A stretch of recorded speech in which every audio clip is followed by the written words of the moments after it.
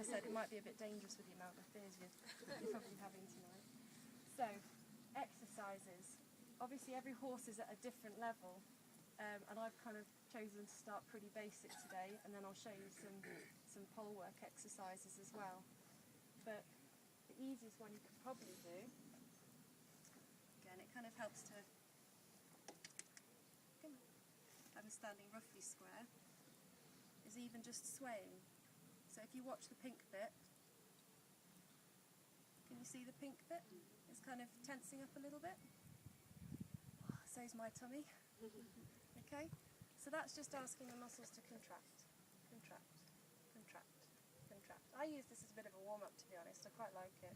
It's almost like gets the horse prepared, especially if they're a little bit older. It just makes them limber up a little bit. The way you can almost try and progress that a little bit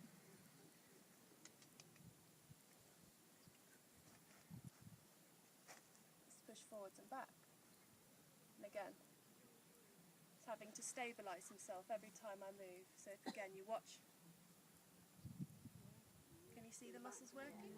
Yeah? How are you pushing there on the fetlock or in his chest? I'm just holding the leg. Right, okay. If it was a person, I could tell them stand like that and I just push forwards and back, stay still. Because it's a horse, I have to lift up the leg to make sure they don't just step backwards, which is what most of them are taught. And it also makes it a little bit harder because obviously they're on free legs now. So I'm actually just pushing here on the point of shoulder, and that's it. You can use your shoulder as well, like that, if you're kind of comfortable enough. But I find it easier with my hands. So these are just really, really basic. Might be even too easy for most of your horses with the amount of training you're doing this week. So I'm sure that most of you have met carrot stretchers. You'd never believe what we can, pass off a carrot stretch will do. But I have to say it's actually a really easy, basic exercise, and it does actually do a lot. Bends the neck, it bends the spine, and just be careful when you're doing them. Actually, just before I go on, I managed to get my nail bitten off a few months ago by a horse snatching for a carrot. So just be careful how you're giving it to them. So.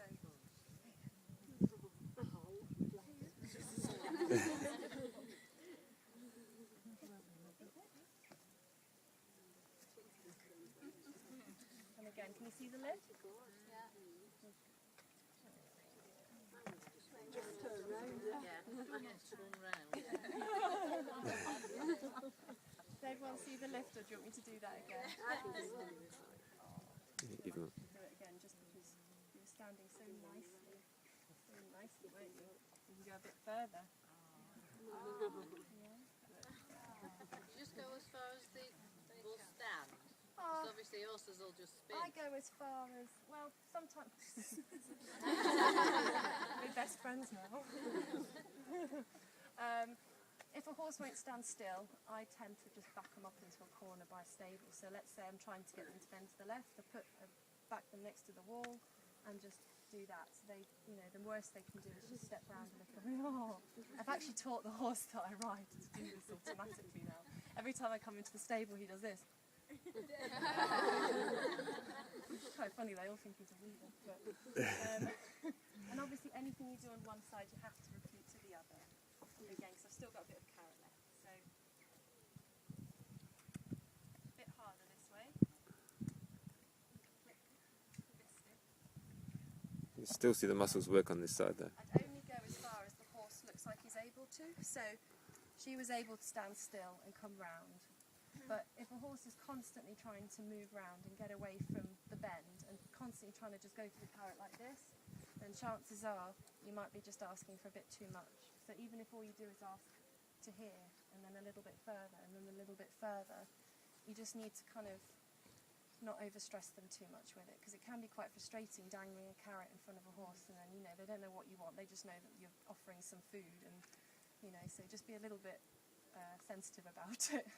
The other thing is, like I said, they can get annoyed and bite your finger off. So, and the last kind of exercise I quite often do, I ran out of carrots. You can also do down beneath their feet, so they're just going. Has everyone seen that one before? Yeah. And the last thing you can do is some tail pulls. So pull the tail to the side. Can you see it contract? And then relax kind of quite fairly quickly. And again, I'll just talk it through again. So you're pulling to the side, you're getting a nice contraction there, you can see a little bit of a flutter there, and then relax. And what he's having to do is he's contracting, contracting, contracting, then when you let go, he's having to stabilise.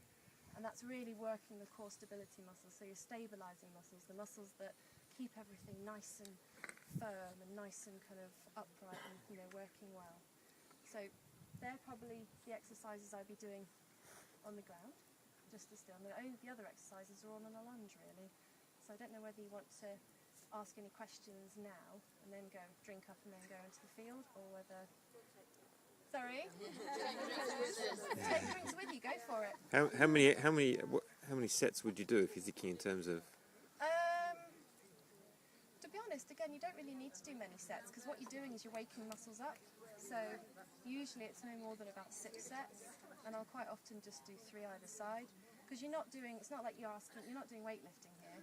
The pole work is more like weightlifting. This is more like kind of waking stuff up, making it, you know, alive again. Every muscle has got a certain amount of nerves that go to it, and sometimes 50% of them will be used. And this kind of stuff just wakes up the ones that are there but are just not really being regularly used. But do you recommend doing that how many times a week?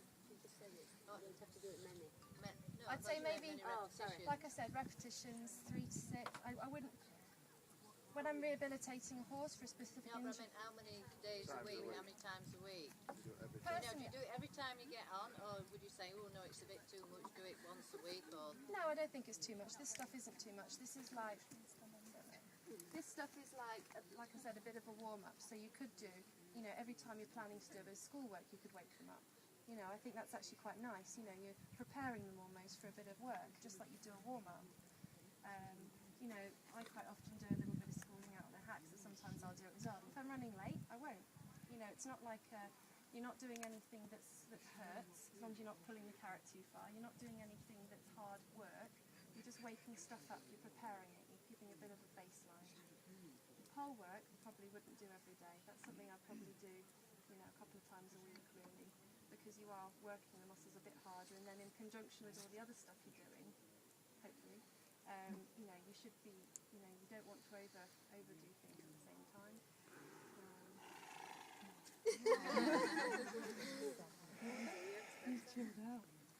Is that all right? Yeah. Okay, do you want to grab a drink? And anyone got a drink? Yeah.